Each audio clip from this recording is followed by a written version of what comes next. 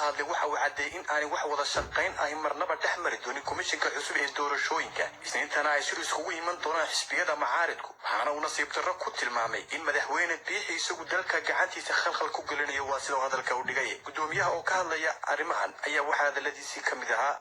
salaatu ala sayyidina maxamed sallallahu alayhi wasallam wasiilada mahadle subhanahu wa ta'ala ilaahay nabad qabka nagu keenay mahadle anagu caafimaad qaba dalkii nagu soo celiyo mahadle tagana waxaan aad iyo aad ugu mahadnaqaynaa dadkiina naga hor yimi odayaashan iyo dadka khiyaartana aad iyo aad ugu mahadnaqayaa daanu waan maqnaa bilba hadda maqnaa alxamdulilah rabbil caalamiin bishaan maqnaana dibaddan ka soo shaqaynaynay waa ogtilo dadkeena dibaddu warar xun baa u taga wararka uu bixiyey magaalada uu bixiyey Professor Abiyan second hand smoking uu bixiyo war gacan kale ku yimi oo kii aan direct ahayn baa uga weeyay markaa way confuse garoobeen waxaan ka soo shaqeynayaa dadka horta runta u soo sheegno in dalka wanaagiisa iyo cabdixid muuli ismaaciil shabakada wararka Leys News magaalada Hargeysa suulan iyo waxaan tagnay dalka magaalada London UK aad baynu soo dhaweeyeen anaguna waan dhiirigelinay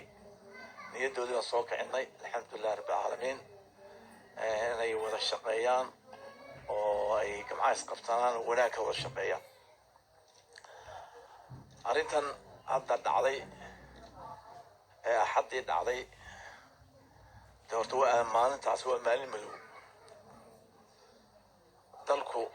2 sanadoodba intuu markaa madaxweynaha Muuse Bixi gacanta ku hayba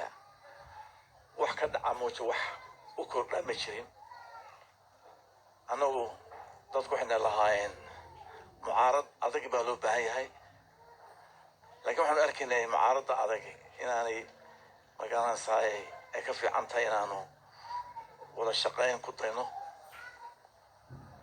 tanaasul samayno tanaasul badan baa la sameeyay waxaa ka mid ah tii caara ka mid ah tii komishanka ka mid ah ergadii weyneeda u timi rag waaweyn ahaa dadka beesha dhan ka socotay waa arkayseen TC baa la yeelay waxaana ku nidhi arrintu waxay taagan tahay labadii dumarka ee isku qabsaday magaalada halka qof ilmaha yar tii noo kala jar Muuse halkaas u taagay maanta waxa taan kala jarmana Soomaaliland ado taadana yeelina aad iyo aad baan ugu mahadnaqaynaa dadka arrintan geystay arrintan commissionka wad ogtayn intay soo socotay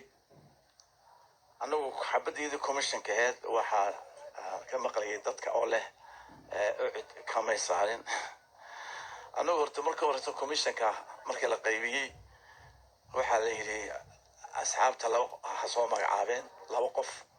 oo xisbi ahaan oo lagu dooranayaan akhlaaqdooda iyo cilmigooda iyo kartidooda ma hadda xisbi ah ma soo tawaatan ka daba taagnay marka taan leenahay qofku xisbi ka saar mar haddaan magacaawno oo gudbino anigu awood kuma leeyin madaxweynaha gudbinaya baarlamaanku maraya marka waa commissioner laakiin anagu ma xukumo isaga jirta inuu resign gareeyo laakiin anaga waxaan oo furan deesaay marka xisbiga ma qof soo taagay hadaan aragno commission xil ka soo bixin inuu yahay inaan la shaqeyn halkaas uu ku caaridiya magaalada baana ka soo baxayo ka joogo majmac awood u maliin arrintan hadda jirta waxa weeye arrin laba xisbi maaha waa faqran baa dhacday waxaan doonayaa inaanu waddanka intaan lagu sii eegmaayo haddaa si lagu sii eego waxa weeye waa burburkeena waxaan jecelahay markaa inaan insha Allah tacaala aan bilowno magaalada saawir tashi وحقات كريس ومعنا لنا سبتي يا أحد إن شاء الله تعالى إن شاء الله هنا نور وريانا صوّد هذا الله والطريق كان وجه رأي من دلكم أنت كلا الله له ميل خطرة وحين لقي لها أرنتنا إنه ودن رئيس ومعنا لنا ودن تاي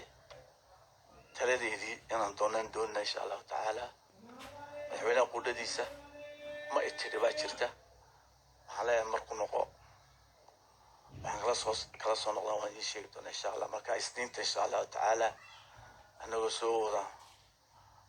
dadkii soo arkay isagiina la soo arkay hadduu dee